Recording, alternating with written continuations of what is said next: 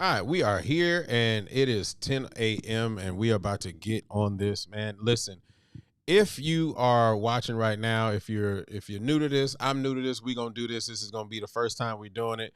We're gonna build this plane while flying it. Remember, the super chats are open. So if you want to get a super chat in, any super chat, I'm gonna read it right here on the page. Also, if you want to see me review any bands or anything like that, you can also put a super chat up and we will get right to it. But the whole point of this is we're going to jump right into it and we are going to talk about all that's going on in the music, education, band world, so on and so forth.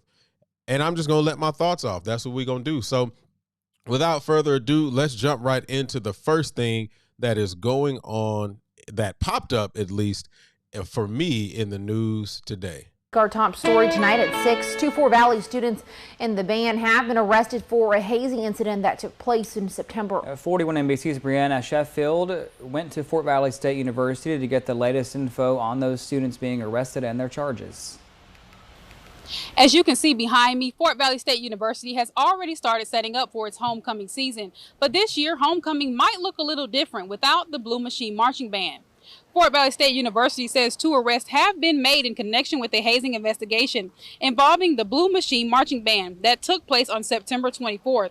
In a statement posted Thursday on Facebook, the university said the City of Fort Valley Police Department has concluded its criminal investigation regarding the Fort Valley State University Blue Machine Marching Band and has found evidence to support charges of hazing.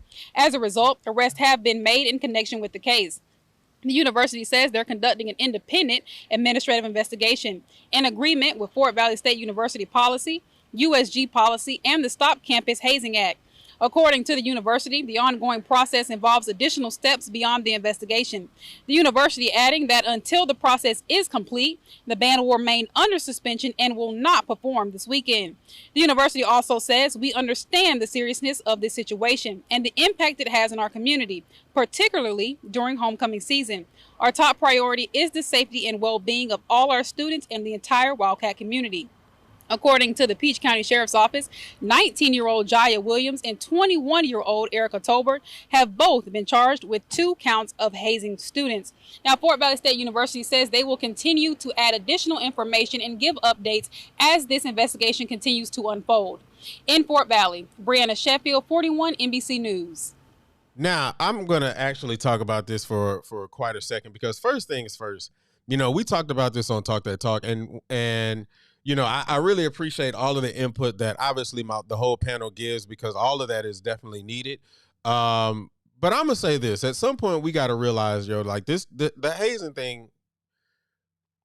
thing, one can be a very slippery slope. But on top of that, we don't know the full story of what went on with this particular situation. But if the 2 students were arrested, then in my opinion, this is my opinion, then there has to be a situation where obviously it was something that was completely serious. But the other half of that is, at what point do we say enough is enough? At what point do we say, okay, hey, especially for band, right? Like, let's be real. Me as a trumpet player, there was no way that at some point I'm going to think that somebody hazing me up for me to play my trumpet makes sense. Like, let's just call it what it is. If I'm getting if I'm getting whatever, I don't think that that's necessary for me to play my horn. Now, here's the slippery slope. Push-ups, running, anything that is against that person's will. Now, a lot of people will argue in the fact that people will say, well, these kids now, they soft and blah, blah, blah, blah, and all that kind of stuff. Is that a viable argument? Maybe, maybe not.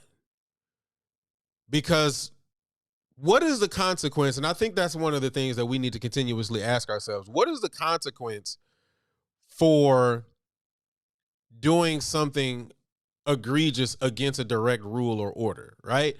If we think about the history of marching band, it's militaristic in nature.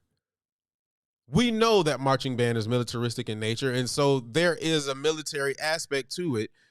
And if you think about the military, everybody works out the same way. The expectation for everybody to be able to perform the exact same way is high, and it's there. And if that is the expectation and somebody wants to go contrary to that, what is the, I guess you want to say, I don't necessarily want to say punishment, or maybe we can say punishment, but what is the reprimand for that? Do we write them up? What does a write-up do? If they're not on scholarship, you can't take a scholarship.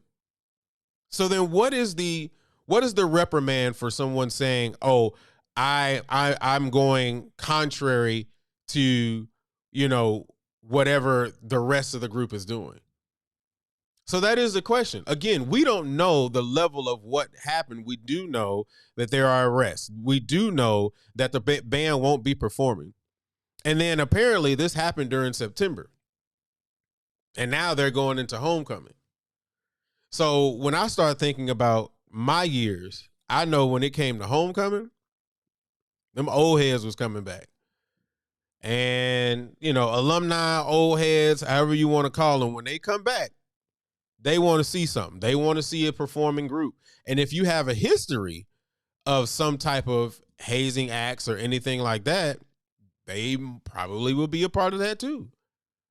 So, and I'm not saying that this is happening at Fort Valley, so I want to make that very clear. But I am saying that these things go deeply, deeply rooted and can be deeply ingrained. And my question is, at what point do we say, all right, enough is enough, based on whatever the quote unquote hazing allegation is? Again, if it's punishment or if it's a reprimand for a student not wanting to do, X, Y, and Z, fair. We got to look at that. We got to look at that in a different way. In my opinion, we have to look at that in a different way. Now, what I can tell you that I did as a director is I know that if there was something that was a punishment that was given, I would do it with the students, or I would do it with my section. And I would do that because if we all in it together, we all in it together. If one messes up, then everybody messes up. If y'all got to run, we got to run, right? So I look at it from that particular lens too. Maybe that is the silver lining, that whatever is handed out as the quote unquote reprimand or whatever is handed out as a quote unquote punishment, it also means that you do that along with the rest of the group. I don't know. But one thing I will say is these young kids' lives are ruined. Because let's really look this up. What's the Georgia hazing policy? Let's look that up. So let's look that up real quick. Georgia hazing laws. Okay. So first of all, it talks about what is hazing. So it says it includes activities that put a student in danger of physical harm. Now, the question is, when we ask about what physical harm is, somebody can say, man, these push-ups made my arm hurt. Somebody can say, man, these jumping jacks made my legs hurt. So I don't know. Again, there goes the slippery slope. It says it involves forcing someone to consume food, liquids, alcohol, or drugs, activities that risk a person becoming unconscious, vomiting, or intoxicating, or are considered hazing. So here we go again. Activities that risk a person becoming unconscious or vomiting. If you running a lot, if you been sitting at the crib for 2 and 3 and 4 months, ain't picked up nothing, ain't did nothing, ain't made yourself active, and then you go out there and run, vomiting is very possible. Passing out is very possible. Again, very slippery slope. Hazing is illegal even if the person being hazed consents to the activity, which means that just because they are agreeing to it doesn't make it less of a hazing situation. If they say, I'm rocking with this, I get down with this, I want to do this, that does not mean that they are free or you're free from any hazing allegations. All right, here we go. Here's the penalties.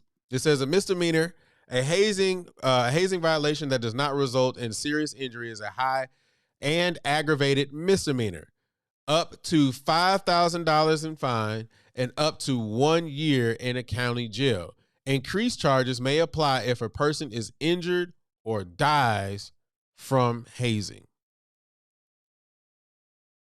So I'm telling you, this is a very slippery slope, and I'm going to be watching this very carefully because I want to make sure that not only am I following it and getting all of the information, but I want to see how deep this goes, because I don't know if it stops at those 2 kids, those 2 young ladies at that. I don't know if it stops there. We don't know if it stops there. But what we do know is the band is shut down. Those 2 ladies have been arrested, and we're going to wait to see what's going on. I want to see you all's thoughts on this inside of the comment section as we get ready to move on to the next topic. I see right here, can I review the SU and JSU halftime using each school's media team video from the 2025 Boomba? Why, but out of curiosity, why would you want me to, or why would you prefer me to use the band's media team? And I'm asking that for a reason. My reasoning for asking for that is because a lot of times the band's media team will, and I'm not saying that Southern or Jackson does that, but a lot of times the band's media team will do a lot of edits. They'll make a lot of cuts. They'll make audio, adjustments or whatever. And so it'll put their program in a great light. Again, I'm not saying specifically that that's what they do, but I am saying if I'm a judge it, or if I'm a look at it, I'm gonna look at it from somebody else's purview that does not have any bias, in my opinion. That's the way I look at it. So let me know, Derek, what your reasoning is for wanting to use the school's media team versus using somebody else's joint. Now, we talked a lot about this honeybee situation. And I know that we're basically on the tail end of that. There has been an apology. There has been the reprimand, the suspension, and so on and so forth. But I started reading a lot of the comments, and I again, I try my best to make sure that I read everybody's comments. And a lot of the comments I thought was very interesting, because a lot of the people were like, man, y'all soft. We done got so soft. Everybody's soft. All this soft stuff, right? And I can understand some of the purview of people saying that we're soft, right? Or not necessarily me, but just people in general, right? But I have a question for those people, right? My first question would be, do you have kids? Second of all, my second question would be, do you have daughters? Or just kids in general? When anybody makes a specific comment about your baby, in my opinion, that's where things become a slippery slope. I said it on Talk That Talk. Making comments about the full group, the full band program, right? Not pinpointing somebody specific, not pinpointing a specific group. In my opinion, that is where we should be free. We should be cool, right? Y'all not cranking up, or, I saw y'all last week and y'all weren't that good. I don't know, something like that. I ain't been an announcer for a couple of years now. But when you target a specific group, I think that's where a lot of people have been kind of a little put off. Now, there's a school of thought and a lot of arguments who are saying, well, there have been comments made about them before. There have been comments made about other programs before. There have been comments, so on and so forth, like around the full spectrum, right? But I argue that some of the comments that you will hear that are either close or similar to that didn't make major news. See, like the thing that we have to realize, right? This thing that I'm on right now, the thing that we pick up, these cell phones, all of those things have grown substantially in the last 3 to 10 to 5 or 15 years. So what has been said before probably didn't make it through the airways the way this has. And so that's why this in many cases seems to be a bigger thing, because this is what made it through the cracks. That's not to say that any other thing all of a sudden is clear.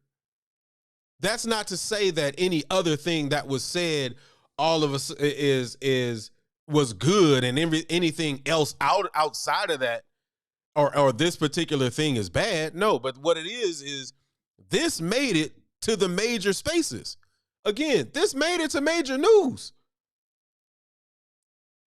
We weren't just the only one talking about it. The Uncut group wasn't just the only one that was talking about it. It made it to major news. That is the difference.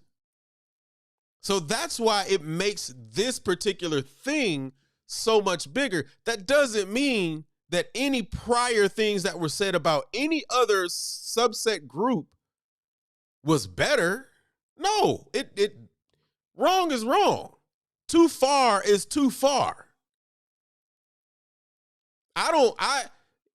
So it was said on the show, us playing the dozens as a culture, us, back in the day it was called ranking on each other, all of those things. I will definitely say that obviously that's something that we've done throughout my life. That's something that we grew up doing. And apparently that is part of the culture, right? That is the way to show that you have some type of rivalry going on. Having something to say that you can quickly put out to some other program or something to that degree, right? But again, I think that targeting a specific group becomes a slippery slope. And then again, and I will say this, and I'm going to continue to say this. Women, black women, and plus size women are all areas where you gotta take caution. You just do. You just do. You gotta go with caution. Tuskegee band announcer targeted those same honeybees, saying put the honeybees on the football team during the Turkey Day Classic in 2024. But here again, Chris, I'm gonna say nobody knew about it unless you were there. That didn't make major news. I didn't even know about it. And then and let's be real. Let's be real. If I'm gonna be super honest, more often than not, more people are going to tune into an Alabama State and FAMU game than a Tuskegee game and Alabama State. So more people, more eyes were on that particular situation with Alabama State and FAM than Tuskegee and Alabama State. That doesn't make it right. I don't think that it was right. By what you're saying, they made the same announcement that targeted the honeybees. Now now I gotta ask a question, and maybe I go look at it. Hold up. Let me pull this up. We can go look at it together as a group. We're gonna do this as a family. We're gonna look this up. But my question is, was it the same announcement? Was it on the same plane? And again, that didn't make national news. The only reason why I heard about it is because it was passed around through multiple. I was at work and somebody said, yo, did you hear about blah, blah, blah, blah? That's how I found out. So again, if it don't get through the channels, then that's the thing. Again, it doesn't make it right. Because I'm not saying that it's right. Let's be very clear.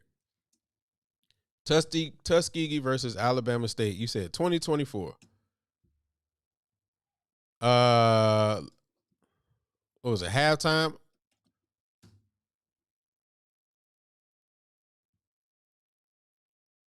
Who played first? Did Tuskegee play first or did Alabama play first?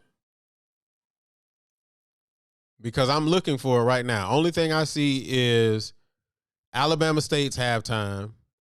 Alabama State's halftime.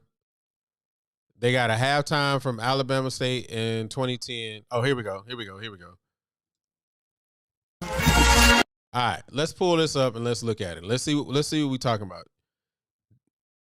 Now, again, I don't know if he said it at the beginning or if he said it at the end, but we're going to look at it.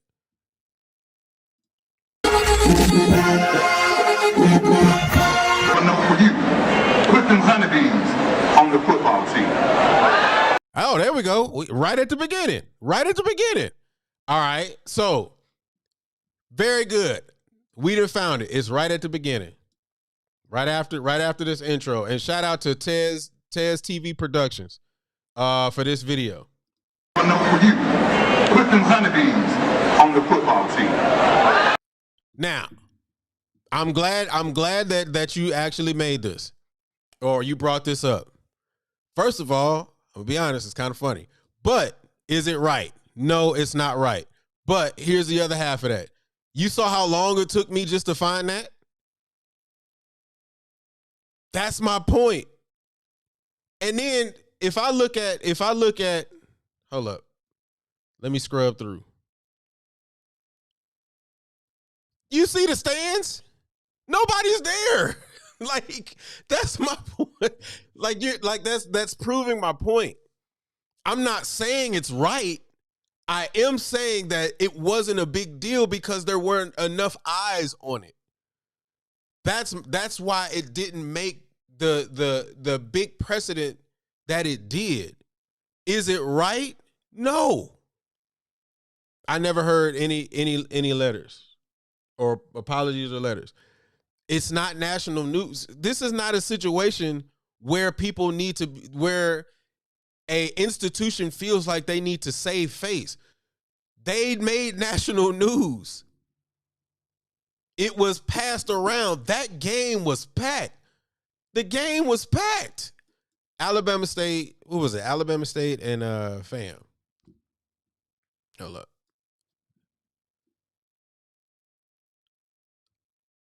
I'm not even going to play. Check this out. No, I don't want to check this out. I'm not even going to play the full halftime because that's not the point. Look at the stadium versus the Alabama State and Tuskegee game. There were more eyes on it. More eyes mean more cameras, cell phones. More cameras and cell phones mean more conversations, more people blasting it out, more people who often than not don't hear these kinds of conversations or these kinds of things said about the honeybees. Specifically, like you saw in the Tuskegee, it was empty stands. People were just kind of sitting there. Most of them would look like they was eating a hot dog. So again, I am not arguing whether it's right or wrong. It is wrong. Let's be very clear. Luke is saying it is wrong.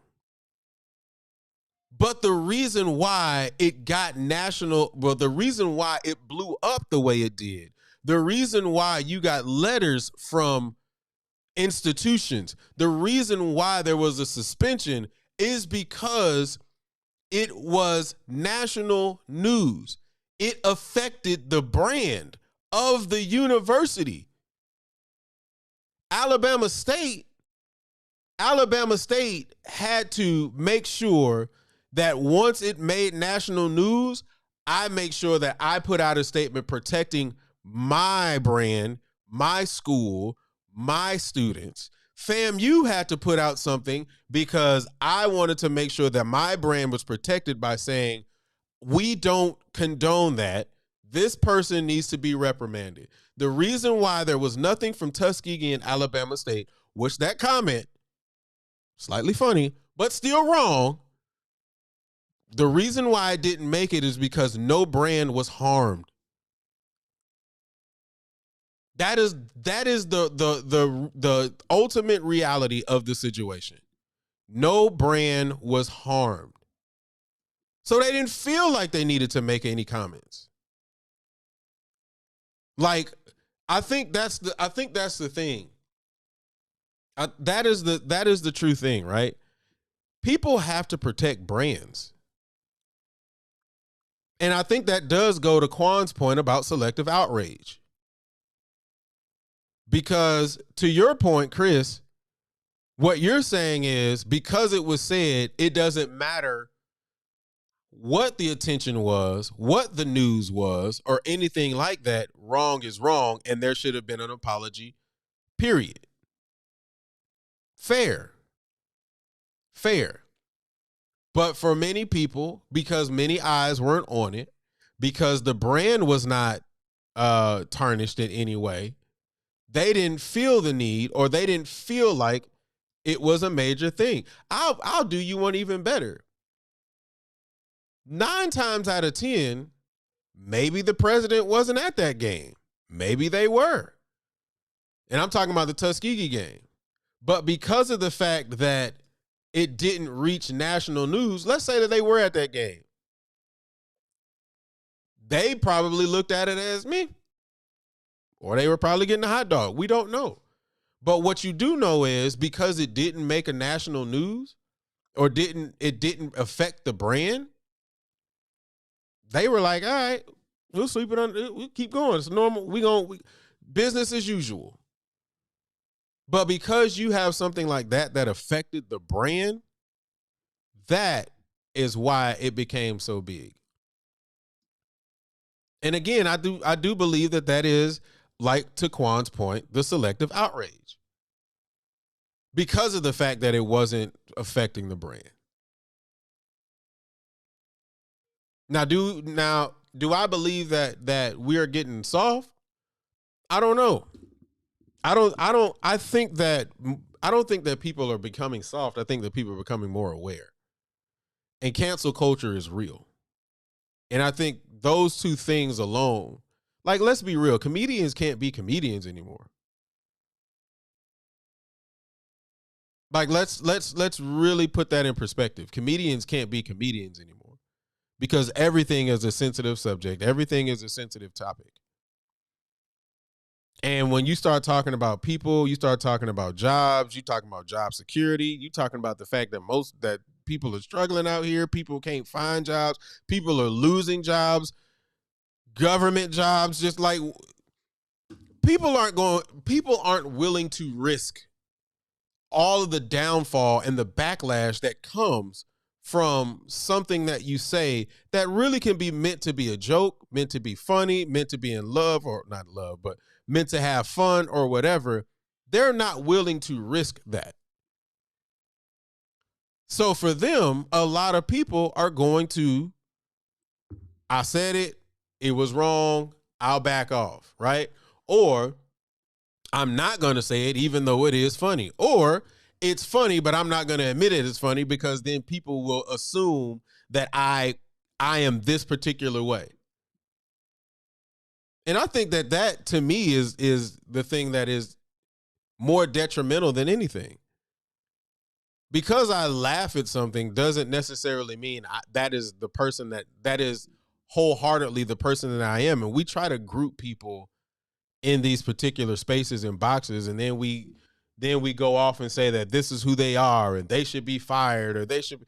First of all, that man should not be fired. That man should not be fired. He shouldn't. The suspension that he had, I think, is fair. Let the man have a suspension and then he gets back to work. He issued an apology.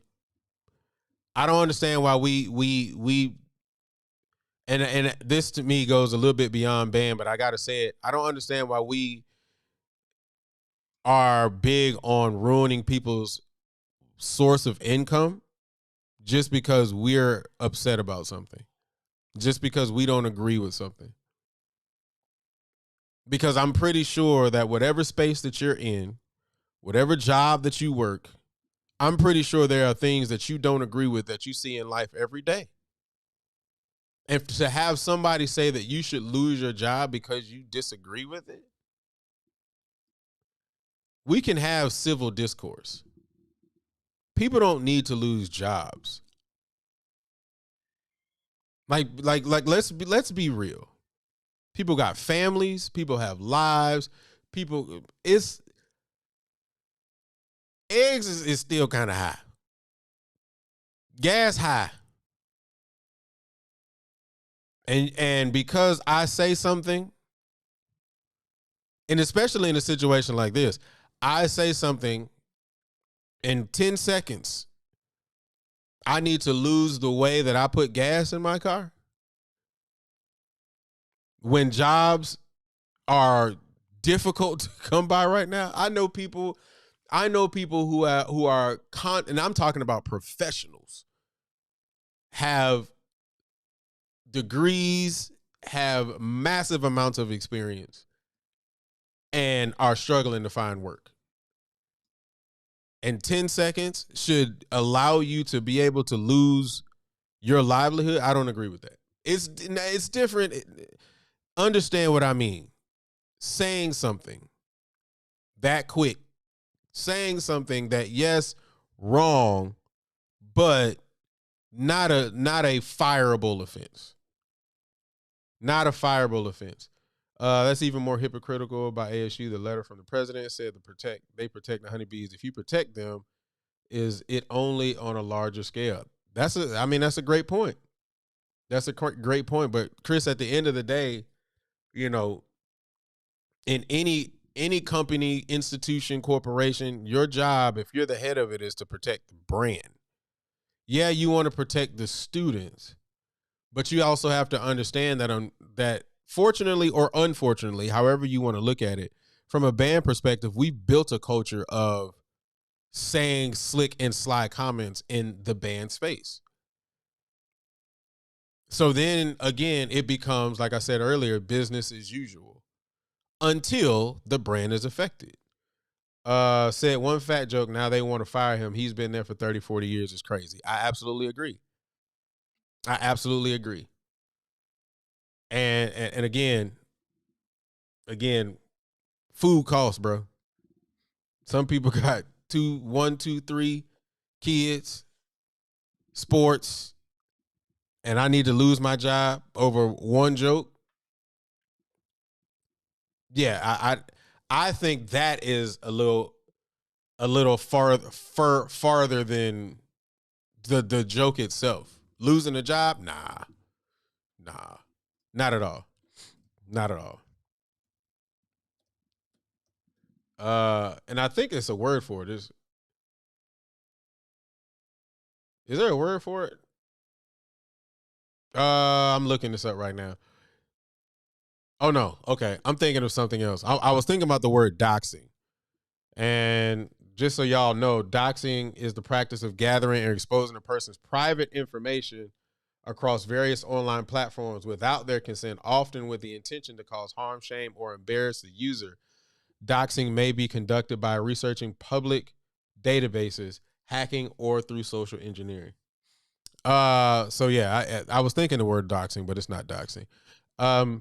That $10,000 fine is real. It absolutely is. It absolutely is. Now, I don't know. Here's my thing with the $10,000 fine. I don't understand why the university needed to be fined. If it didn't, the university didn't FAM get fined? Let me see.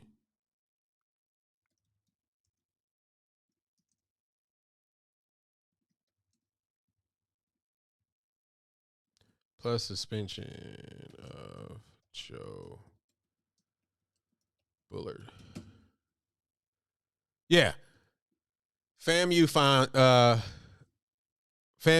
$10,000. I don't know.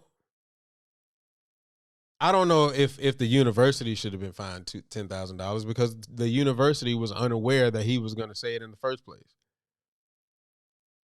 I think that's the thing that is interesting for me is the fact that the university got fined. I would have to look in to try to get some more information as to why the university within itself got fined. I think for me that's a little odd. Mainly because, you know, the president wasn't privy to specifically what he was going to say. Excuse me. The president wasn't privy to what he was going to say. Nobody knew what he was going to say. Apparently, it was just something that he thought of in the moment. And, you know, I don't know. I don't think that $10,000 needs to be a fine, specifically because funding in HBCUs be a struggle within itself.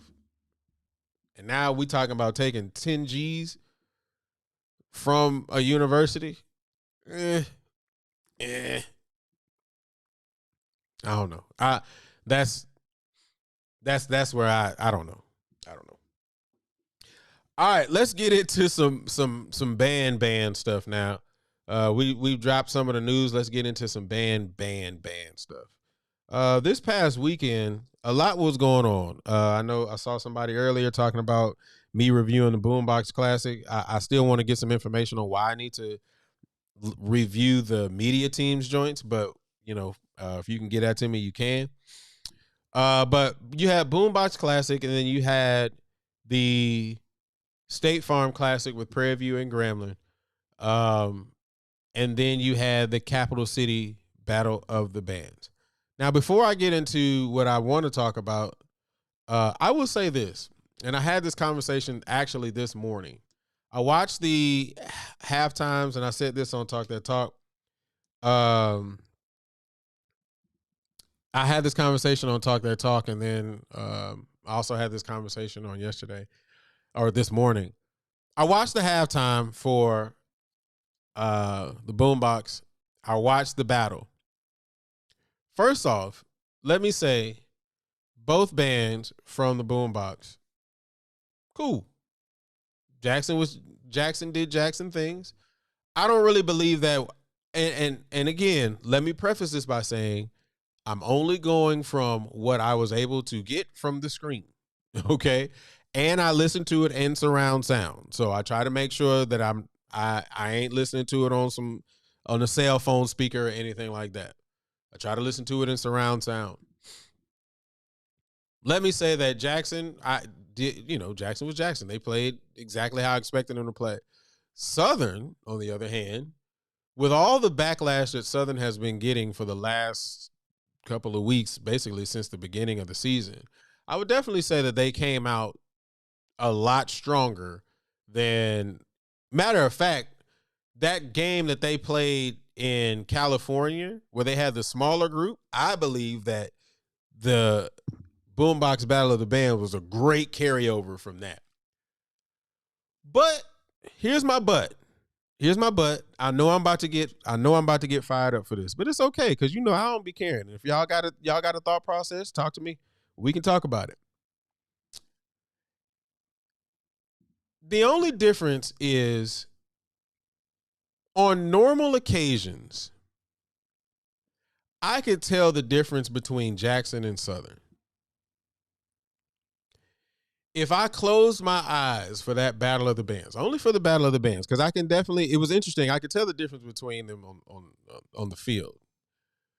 But if I closed my eyes in that Boombox Battle of the Bands, if I was cleaning my house and I started the Boombox and I turned away from the TV, I would not have been able to tell who was Jackson and who was Southern.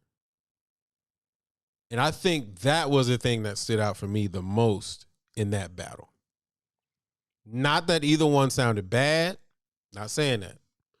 I'm not saying that either one of them had intonation problems. Not saying that. What I'm saying is that for that battle, there was generally with Jackson and Southern, there's a very distinct difference between them in sound and arranging. And I feel like,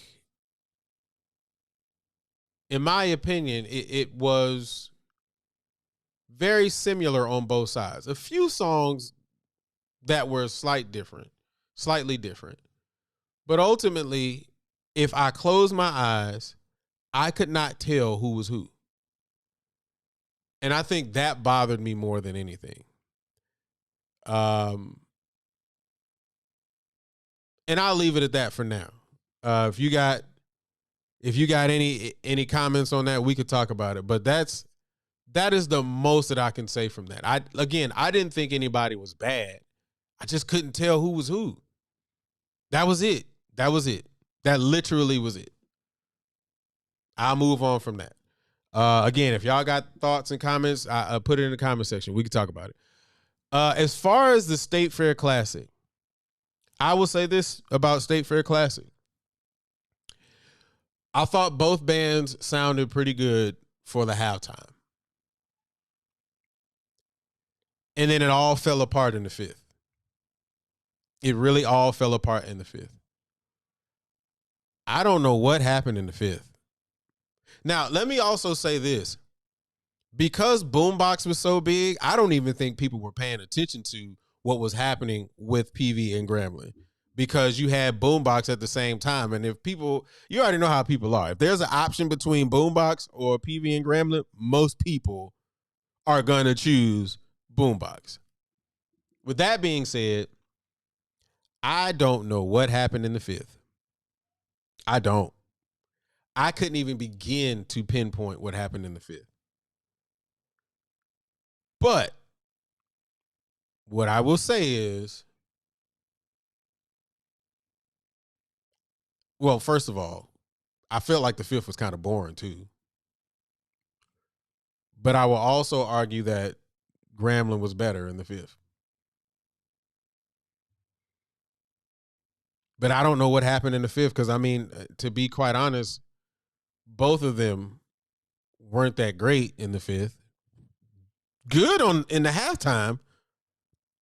Everything just fell apart in the fifth. Now, I will also argue, and I'm going to argue specifically for PV because I work there and I know what they do. And I know Grambling does performances, so on and so forth through Dallas. But PV does like 7 to 8 performances before the game. Then they do the game. And then they have a church performance after the game. So one could argue that the kids were just exhausted. I could argue that. But it just fell apart in the fifth. I can't argue. I'm sorry. There is nothing I can say that's going to save that. It just really fell apart in the fifth. It was not a good fifth. It was not a good fifth. I told somebody that, and please, no, I ain't gonna say it. No, I'll say it. I told somebody that fifth was like watching paint dry. It just was not a good fifth. The halftimes were good. The fifth, I was just like, what happened? Both groups. So, I don't know. I listened to about 2 rounds of the State Fair fifth. PV was not sounding good. That's been true for me for a bit. Biggest difference. Oh, they talking about the Boombox. Biggest difference to me in the ballads. Yes, the ballads were different. I agree with you, Bradford. I agree. The ballads, I could tell the difference. But when it came to everything outside of those ballads, couldn't tell. I absolutely agree with you. Yeah. But let me get to Capital City, because I think Capital City was one of the things that was slept on because you had Boombox, then you had State Fair, and then Capital City was like thrust in there somewhere. Let me start out by saying that there are a lot of good programs that we don't give a lot of credit to. I don't think North Carolina Central gets the credit that they need to get, because North Carolina Central is doing a great job. Like, quality of sound is there, you know. I truly believe cohesion is there. They're arranging for, you know, that particular group. I don't know how we're not giving them the attention that I think that they deserve. So I'll definitely say that. And then let me pull this up right quick.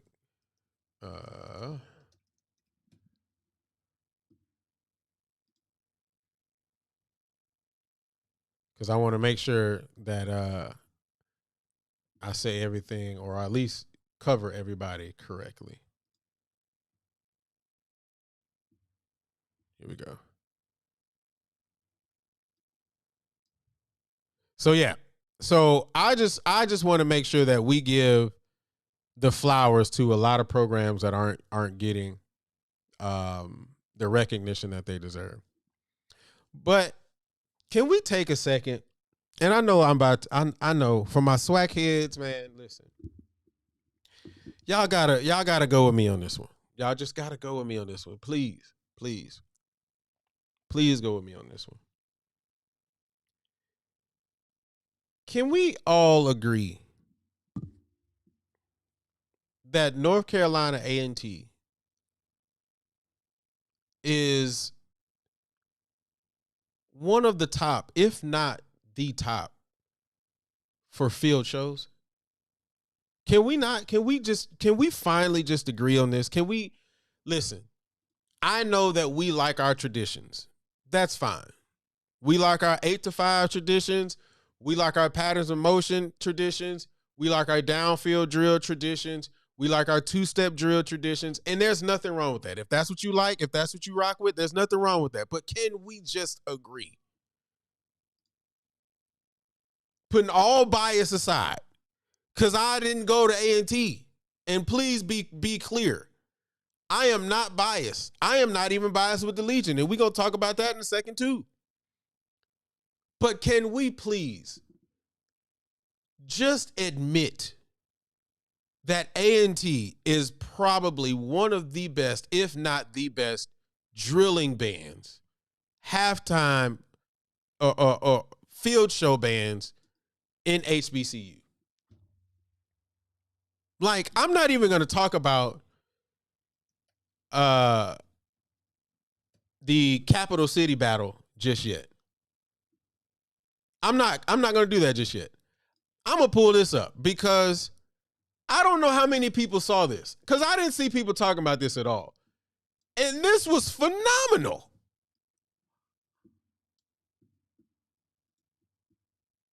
Phenomenal. Hold up. Let me make sure I pull it up.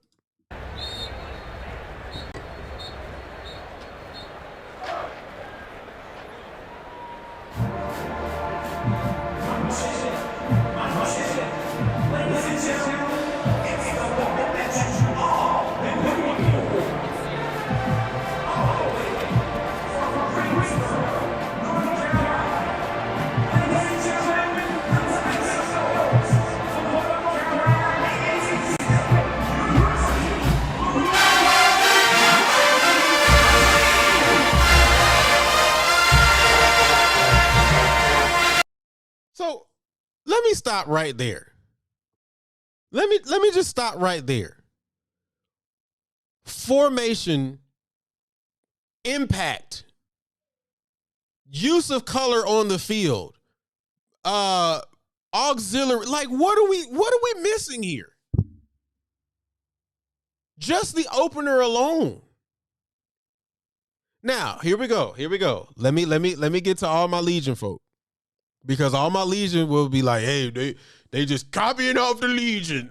Hey, listen, as a Legion member, if that is your argument and you stand by it, that's fine. I don't think that's a incorrect argument. But whether they are or not, you can't deny it's good. You can't deny it's good. You can't deny it. If you would say that it's bad, you would be lying. You would be absolutely lying.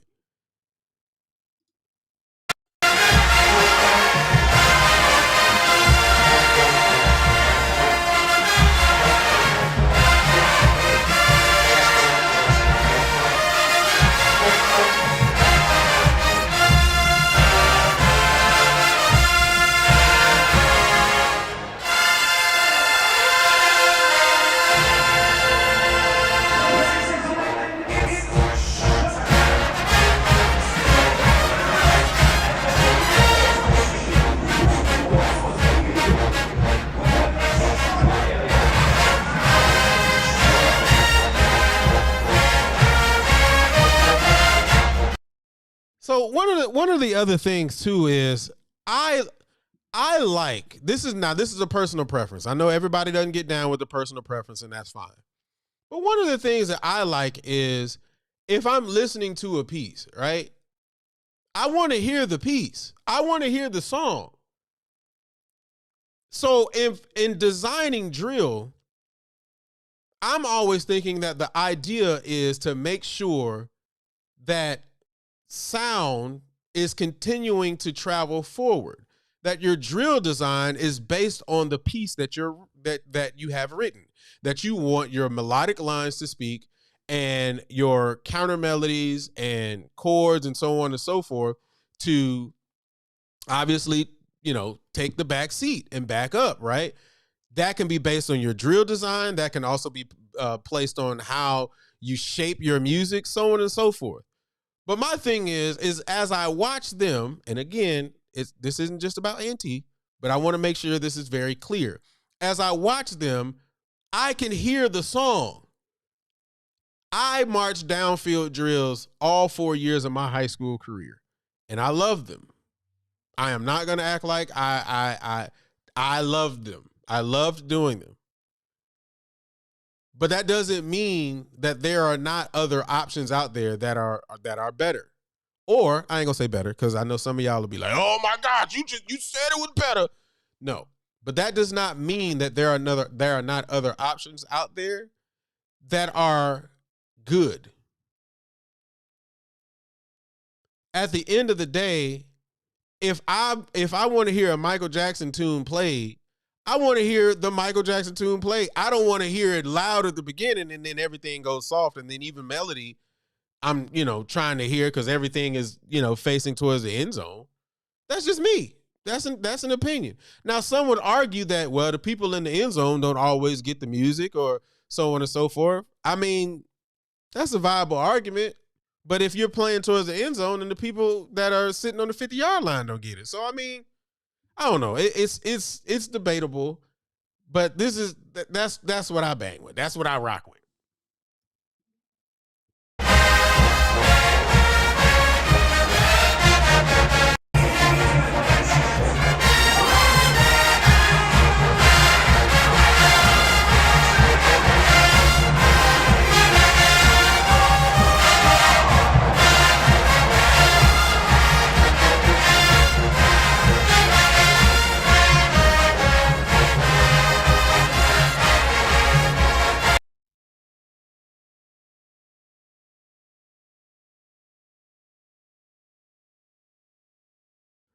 My bad. I was muted. I'll say this again. Shout out to the all-purpose girls. I call them all-purpose girls. I've always called them that, but I know that their name is Golden Delight.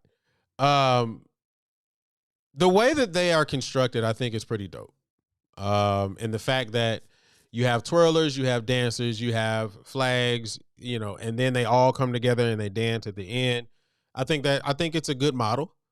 I don't think that everybody can pull it off. But I think they do a really good job of executing that. Now, one would argue that because most of them are dancers, that their flag techniques are not that strong. I mean, that's a great argument. But what I could also say is the techniques that they do know work for them, and it brings color throughout their program. It brings color throughout their field show. Now, I don't want to spend a lot of time on this because I do want to move on to what I actually wanted to talk about. But one thing I will argue too is I really don't understand, and I'll never understand this. And real quick, shout out to Gary Bryant, the drill designer, man. He's phenomenal. If y'all don't know Gary, we are living under a rock. I probably need to do a show with just Gary because Gary's great.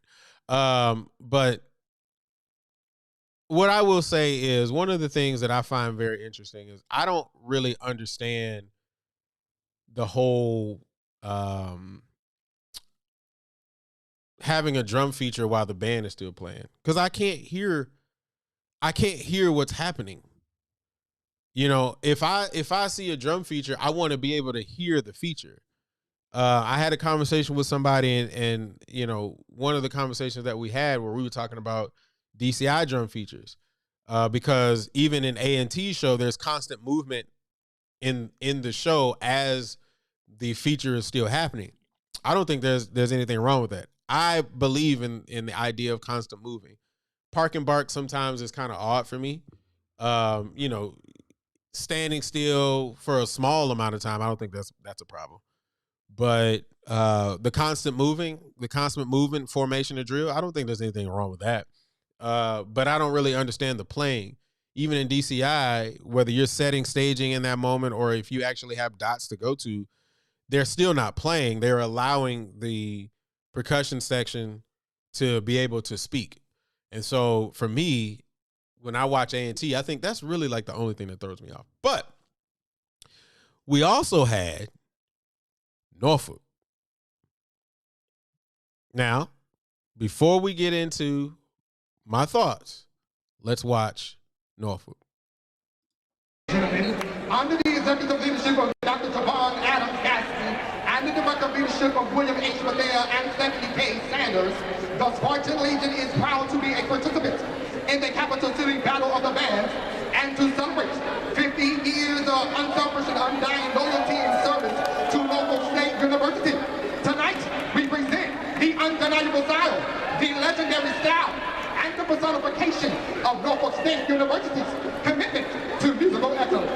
And now, Spartan Legion, let the heavens resound to your magnificent sound, and let every musical measure be the source of offspring. Their reputation is known throughout the nation. Their sound transcends down through every generation. Echoes of triumph and power unfold. A dynasty timeless to stay the above. Ladies and gentlemen, behold, Cavalry and more.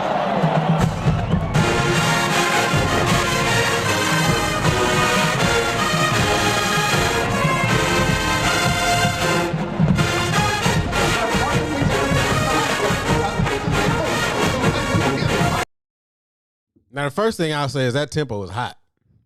That tempo is hot.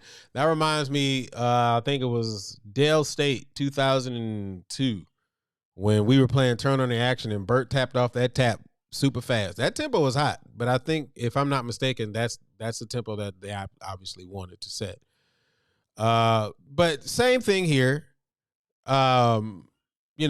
Impact points, starting out small, opening up big.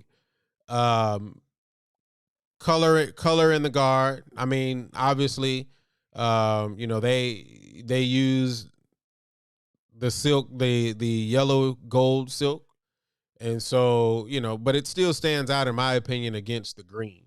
So yeah, but let's keep watching.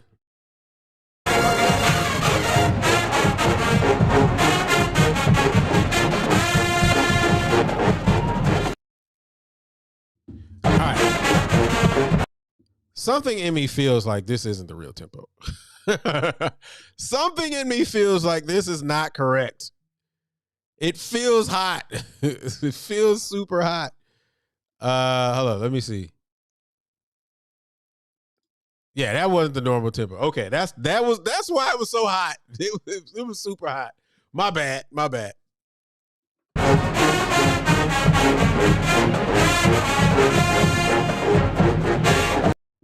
That seems a little bit more right.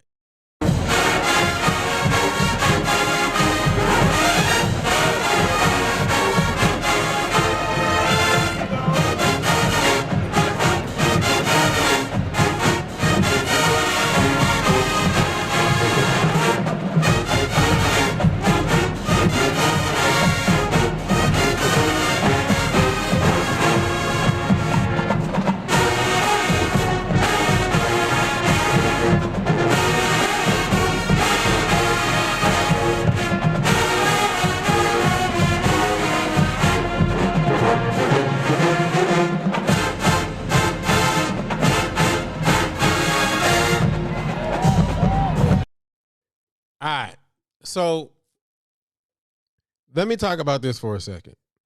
Let's get serious. Who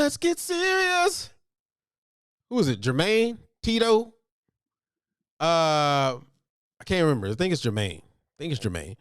Anyway, so let me talk about all the stuff that I like. Forward sound, drill obviously historically has been based on what the arrangement is. Constant movement, drill is clean, music is clean. All of those things, great. The only thing that I would say, And I think the arrangement is fine too. But the only thing that I would actually say is that, and this is, so I have 2 points. First off, the front half of this drill, clean, executed well, all of the things. But I felt like it was dry.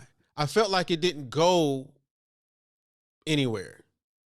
Now, the back half of the drill, after the percussion feature, the ending I thought was phenomenal. And then after that, I just feel like the drill, everything just took off. Flag feature I thought was really well. I think that whole Kappa thing that they brought in with Hot Ice, I thought that was great, right? I'm saying all of this to say this. Can we also agree that Norfolk is also top drill, top halftime, top field show? And then I say this on this fact too. And again, this isn't me being biased, because I can easily say that the front half of that drill I felt was really dry. Well written. It was just dry. I just felt like it went nowhere.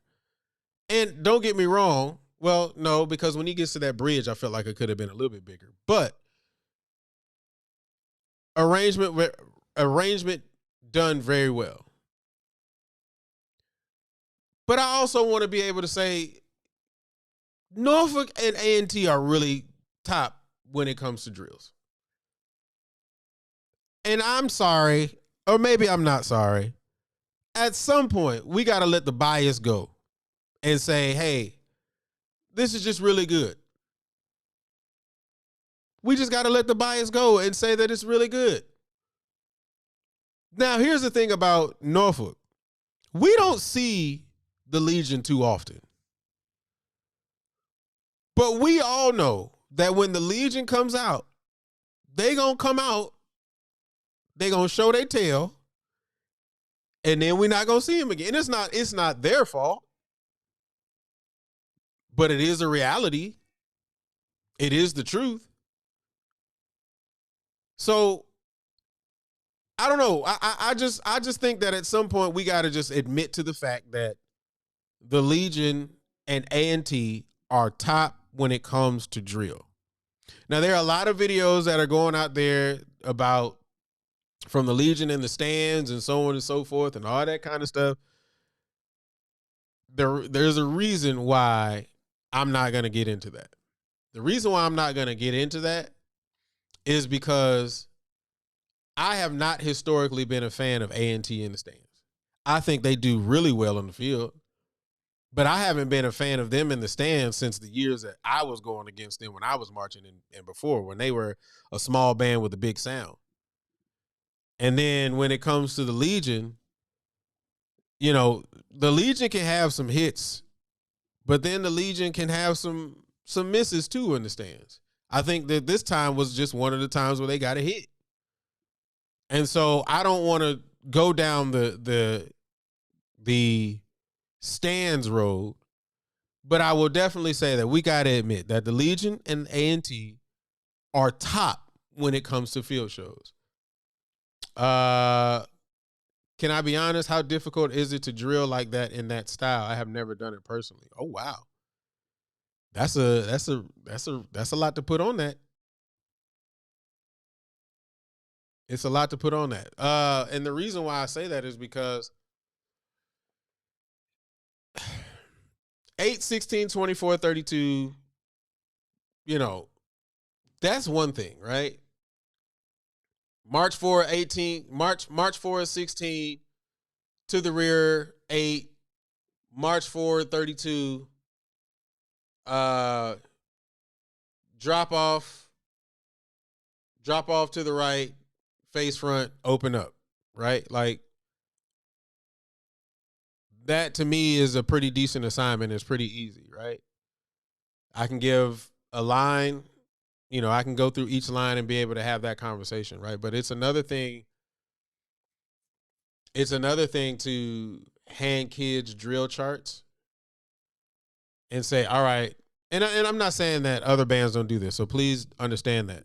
Please understand that.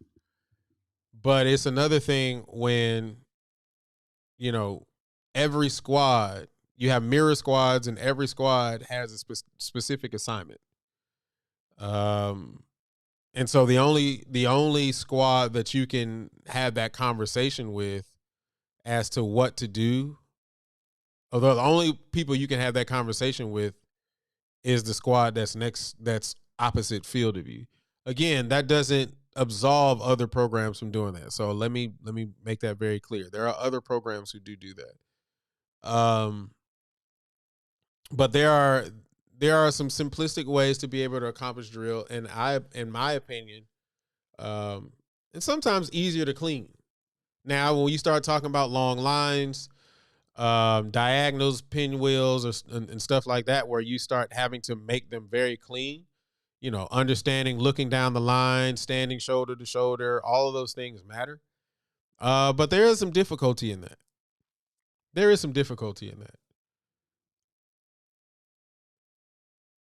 Not hard at all. I love them, but most of their shows doesn't move.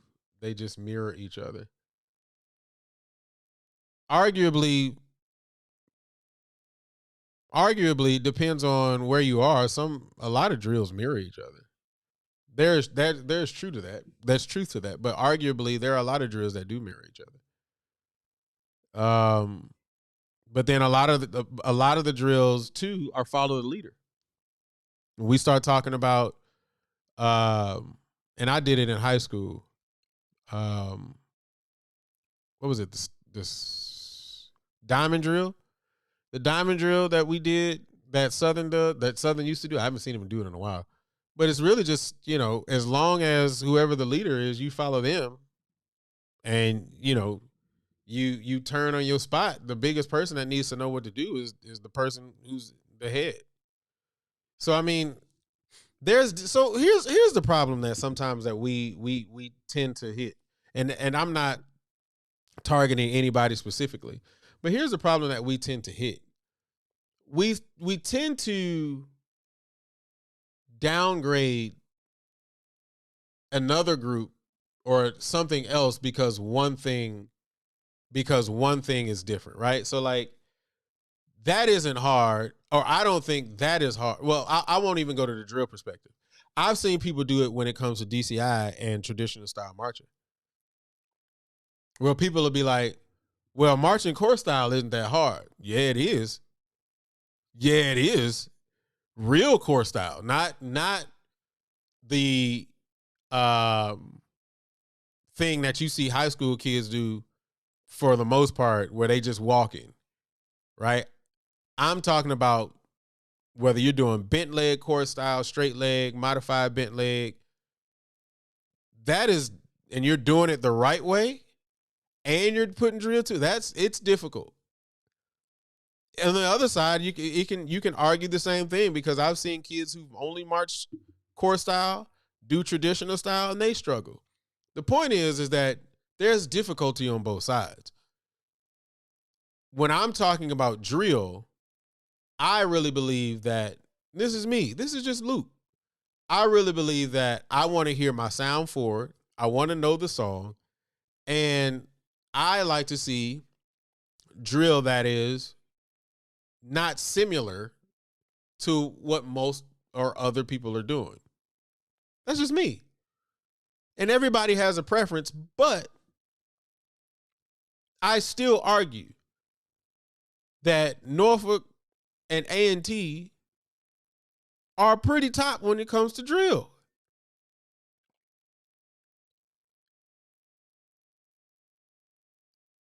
Like, both sides of drill mirror each other. Norfolk marches in place for the most. Norfolk marches in place? Really? Hold up. Let's go back. I was about to close up, but I got to look at this. Norfolk marches in place?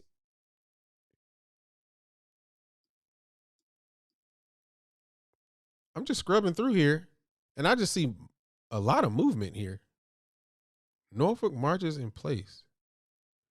That is a really interesting thought.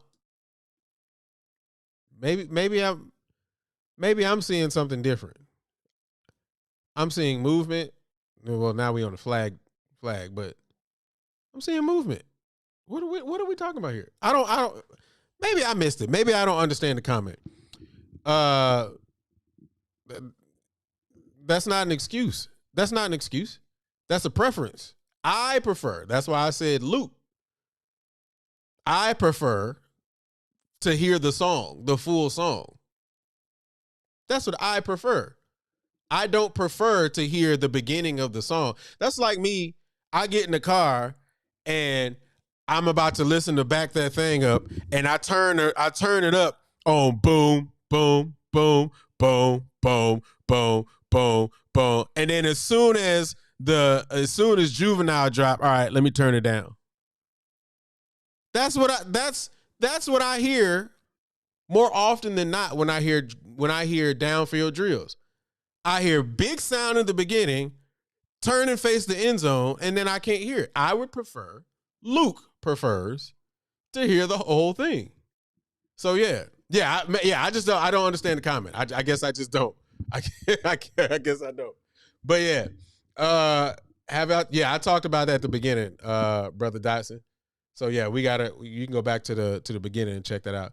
I can still admit that those bands are still top of the list when it comes to halftime. I agree. I absolutely agree. Now, when it comes to stands, questionable. Anyway, man, but let me go ahead and get ready to wrap this up, though. I will be back next week, next Friday, with a new set of topics, man. If you guys got topics that you want me to cover, talk about, so on and so forth, go ahead and put it inside of the comments. Also, if there are any bands that you want me to review for next Friday at 10 a.m., y'all can go ahead and give me the super chat, and I'll go ahead and review it for you. I have no problems with doing that. This is fun. I like having the conversation. I love having the conversation. But outside of that, man, y'all can continue the conversation inside of the comment section. If you're watching this on playback, continue the conversation. I have no problem with that. I will see you guys on next Friday. This has been great, man. I'll talk to y'all next time. Peace.